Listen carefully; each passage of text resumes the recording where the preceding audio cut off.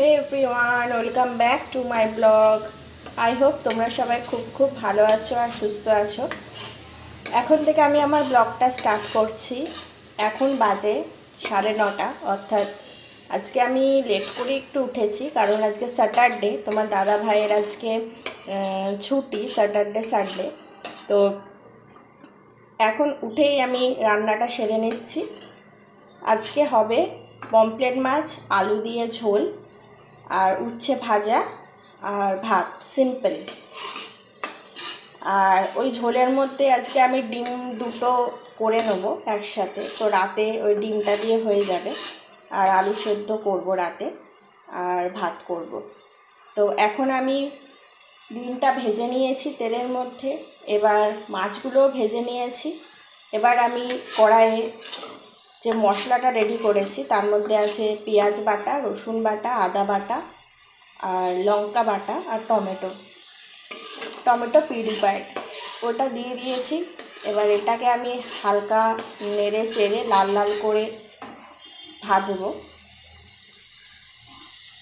তারপর আমি যে আমার ড্রাই মশলাগুলো রয়েছে সেগুলো আমি দিয়ে দেব। আজকে মেনলি আমি একটু অন্যভাবে ব্লগটা স্টার্ট করলাম, কারণ রেগুলার একই ব্লগভাবে যদি আমি স্টার্ট করি একই স্টাইলে, আমার নিজেরও দেখতে ভালো লাগে না, এবং আশা করি তোমাদেরও ভালো লাগে না। তো আজকে একটু ডিফারেন্ট টাইপের ব্লগটা স্টার্ট করলাম। তো এখন আমি দিয়ে দিচ্ছি আমার যে লিকুইড মশলার সাথে যে ড্রাই মশলা, সেগুলো হলো লঙ্কা গুঁড়ো, ধনে গুঁড়ো, জিরে গুঁড়ো, হলুদ গুঁড়ো, যেগুলো নর্মালি সব রান্নাতেই লাগে। এখানে আমি লঙ্কা গুঁড়ো একটু বেশি করে অ্যাড করব, কারণ কাঁচা লঙ্কাটা আমার কাছে অ্যাভেলেবেল নেই, দুটো ছিল, সেগুলো আমি দিয়ে দিয়েছি। তো এগুলোই আমি একটু বেশি করে দেব।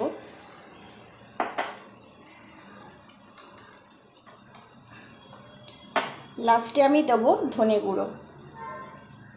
ধনে গুঁড়োটা আমি সব রান্নায় একটু বেশি প্রেফার করি জিরে গুঁড়োর থেকে। অনেক রান্নায় আমি জিরে গুঁড়ো একদমই দিই না, ধনে গুঁড়োটাই বেশি দিই। দেখবে তোমরা ধনে গুঁড়োটা একটু বেশি দিলে কিন্তু রান্নার টেস্টটা একটু ডিফারেন্ট টাইপের হয়। তো এবার আমার 4টে মশলা দেওয়া হয়ে গেছে। এবার আমি এটা একটু লাল লালভাবে কুক করে নেব। তারপরে দেখবো যে সাইড থেকে অয়েল বেরোচ্ছে, তারপরে আমি আমার মাছ আর ডিমটা অ্যাড করে দেব।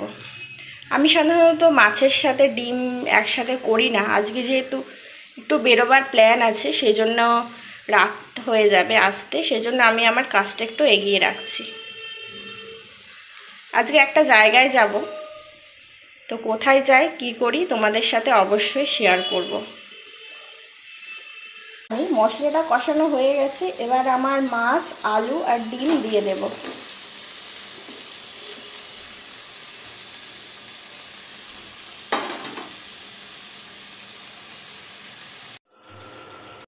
দেখো ঝোলটা একটু আমি মিডিয়াম করে নেব। তোমার দাদাভাই বলে একটু মাখা মাখা খাবে, সেই জন্য একটু আলুটা সেদ্ধ হয়ে যাক, তারপরে হাই ফ্লেমে রেখে ঝোলটা একটু কমিয়ে নেব।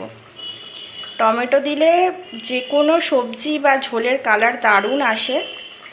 আমরা যে তেলটা ব্যবহার করি সেই তেলটা কিন্তু অল্প দিলেই হয়, বেশি দেওয়ার প্রয়োজন নেই। ভেস্টিজের রাইস ব্র্যান্ড অয়েল, সেটা আমি তোমাদের সাথে শেয়ার করে দেবো, তোমরা চাইলে ওটা ইউজ করতে পারো। অনেকটা পরিমাণেও বেশি থাকে এবং খুব কম তেলে রান্না হয়ে যায়।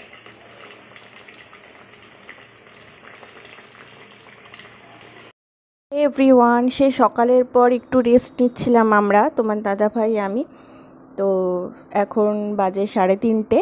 তো তোমরা জানোই আমরা এই সময় স্ন্যাক্স খাই। তো আজকে চাই খাবো, আজকে বেশি খিদে নেই, কারণ মাছ খাওয়া হয়েছে, তো ওই জন্য মাছ খেলে একটু ভারী হয়ে থাকে, অতটা খিদে পায় না, সেই জন্য আজকে শুধু চাই খাবো আর একটু মুড়ি খাবো।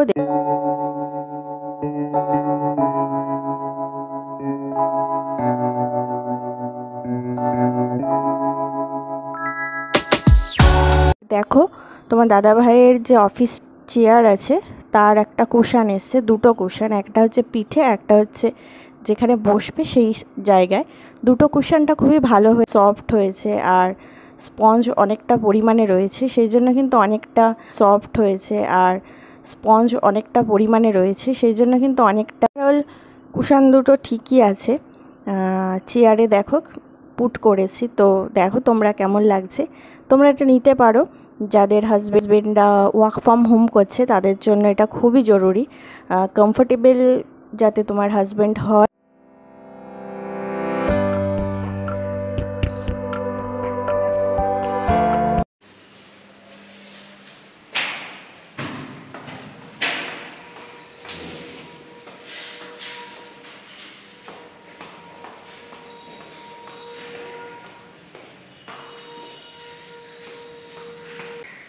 এই বেরোচ্ছি, এবার ড্যামরোতে যাব, একটু কাজ আছে ফার্নিচারের দোকানে, তো কেনার সিদ্ধান্ত নিয়েছি, দেখি ওই আমাদের সাইজে পাওয়া যায় কিনা।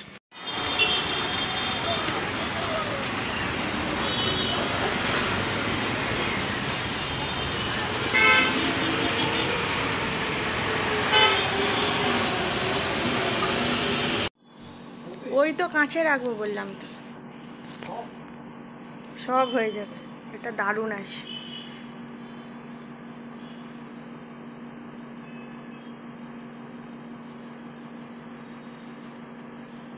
দেখো বন্ধুরা, এই দুটো ফার্নিচার নেওয়া হয়েছে ফাইনালি। একটা হচ্ছে লিভিং রুমের জন্য অর্থাৎ ডাইনিং রুমের জন্য, আর একটা মা বাবাদের রুমের জন্য। মা বাবাদের রুমের ফার্নিচারটার মধ্যে একটা সেট আছে, ওটাতেই আমরা পুজো করব বা ঠাকুরগুলো রাখার ডিসিশান নিয়েছি, সেই জন্যই ওটা নিলাম। আর লিভিং রুমে যেটা থাকবে সেটা বেশিরভাগ অংশটাই ওপেন আছে। কেমন লেগেছে কমেন্ট সেকশনে তোমরা অবশ্যই জানিও।